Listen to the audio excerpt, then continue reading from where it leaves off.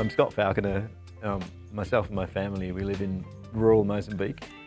We've been there for almost 10 years. Yeah, it's been a privilege. Hi, I'm Beck Falconer. I've been living in Mozambique for almost 15 years now. I moved there, but as a family we've been there for 10 years with our 5 kids, living among a predominantly Islamic people group in northern Mozambique.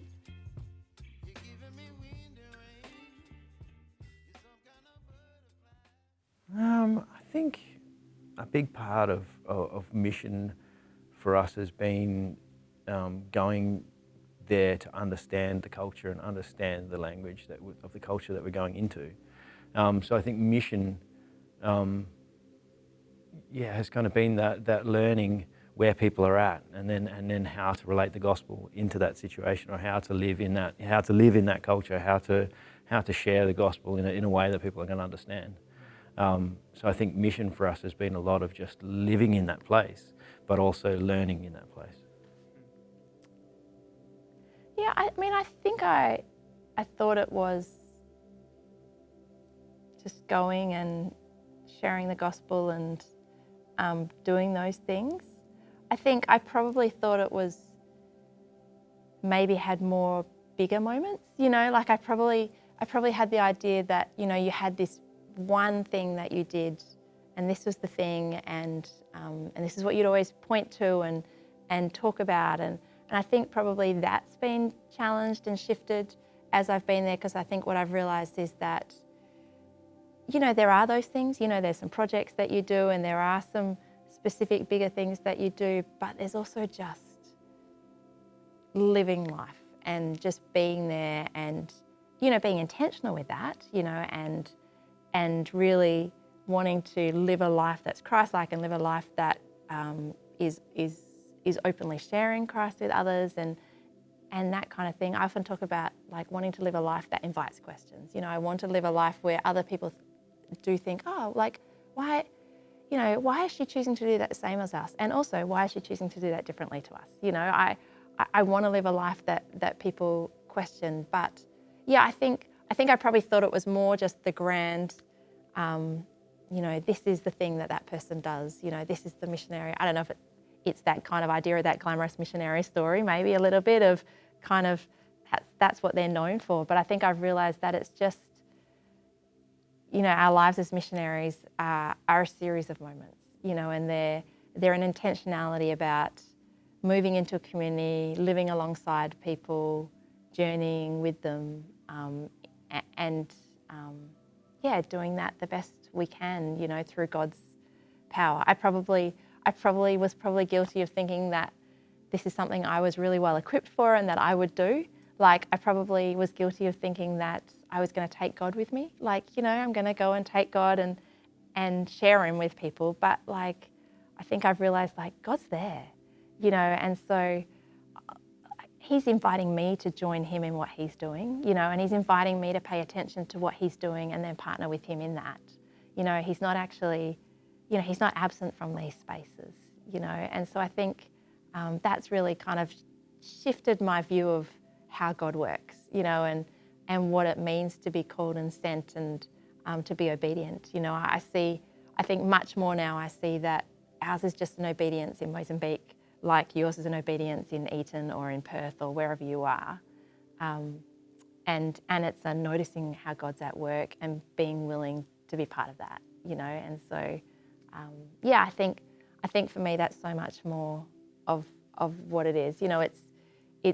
It's going and sitting with my friends, it's eating with my friends and inviting them to eat with us. It's taking advantage of those opportunities where there are spiritual conversations that you can have, or, and talking about crops and people struggling and offering to pray. And it's sharing Jesus. It's being willing to, I don't know, I've heard that phrase, gossip the gospel. I don't really like it because it has the word gossip in it. But that idea, that this is a natural part of my speech. And, if you are telling me about a struggle with your siblings, then I might just drop into that a story about Joseph or a story about something else. And so, I think for me, I think it's become much more integral part of life than just the big moments And I've realised that when you do that, actually those big moments happen a lot more often because you're being so intentional about it.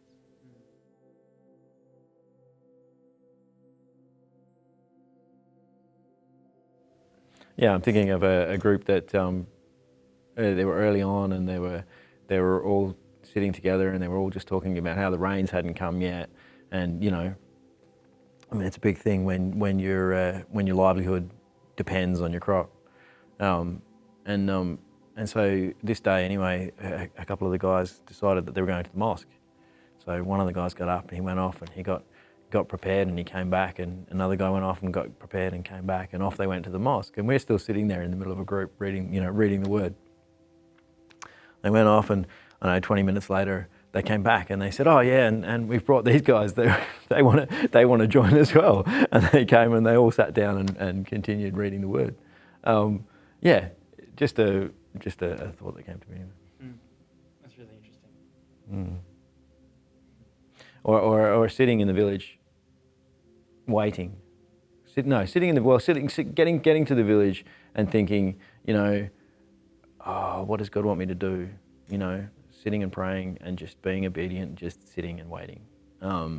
It's very easy for us to go in there and say, all right, this is what we want to talk about, this is what we want to do, this is what we want to do. And this particular day, we'd been waiting, got up to leave, and it wasn't until we were about to leave that someone leaned over and said, "Look, we'd like you to come back and join us again. Come back and read the word again the next week." So yeah, just having the patience to sit and to be a part of these people's lives. We've told the story many times of the impact of learning language. Learning language takes time. Beck tells a story of praying for a lady. I mean, lots of people would have heard this story from many years ago, of praying for a lady that when she'd first gotten there, she'd really bad, Chiao was really basic, and the lady had a sore back. And Beck's prayer went something along the lines of, healing leg, God. And she didn't really, she didn't actually know the word for back at the time, and it's quite close to leg actually. But anyway, and the lady started to cry, and Beck was like, "Oh," and she asked her friend, "Why is the lady crying?" And through her friend, the lady said, "Oh, she wants to know, did God understand?" And Beck was like, "Well, I know my Chiao was quite bad, and I got the words wrong, but she was a little bit offended." And the lady said, No, does God understand Chiao?" And that's just to be there and to learn language has just been an instrument that God's used to impact people. These people might be Australian, they might be foreigners, they might, but they've come and they sit with us and they learn our language, and that just speaks volumes into what we do. Yeah, it is. Your family is a mission field. It's where discipleship should happen, right? In the home, you're walking alongside, and I'm growing in Christ-likeness, and they're growing in Christ-likeness, and this is where we should be being part of each other's formation and seeing God transform our lives. And I think living in a rural community like us, I think it's very similar, because in a sense it's the same thing. That as our family lives our lives alongside these families, it's the same thing. We're trying to be transformed by Jesus and live our lives following Jesus, and we're doing that alongside other families. And so yeah, for us being missionaries, it's not about I don't see, and this has probably shifted in my journey.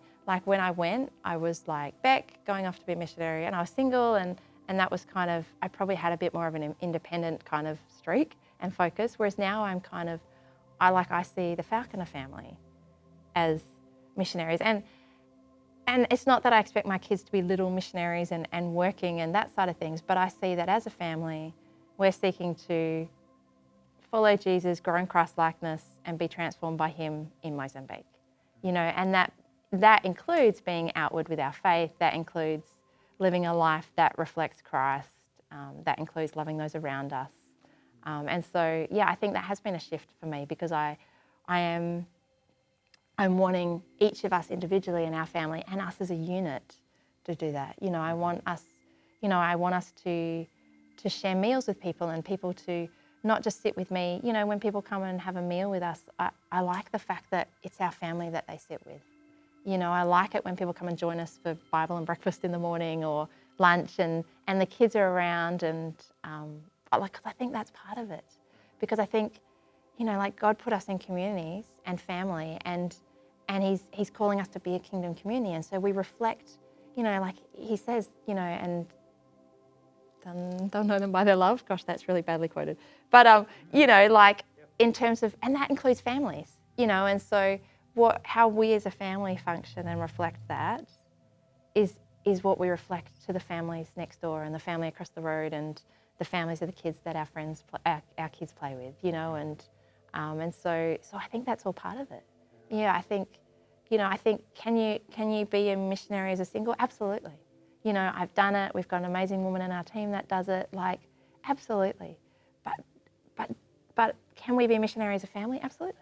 You know, and is that significant? Yeah, absolutely. You know, so yeah, I don't know. I think I've become more passionate about that. You know, I think we've tried to have our kids involved in life as much as possible. You know, the boys have gone and sat out on the motorbike with Scott and sat in groups and been part of that, and maybe they'll go off and play with the kids and come back and they'll just do what the other kids are doing, you know, and I've had kids come and sit with me and be part of things, or just trying to be really integral in that and not separate out the different parts of our lives, but this is the space that we're in, and so we're going to live for Jesus in this space, you know, and you know, if we're in a different space, then I want us to, you know, if we weren't in Mozambique, I would hope that we would live for Jesus in whatever space we were in, you know, and reflect him in whatever that looked like.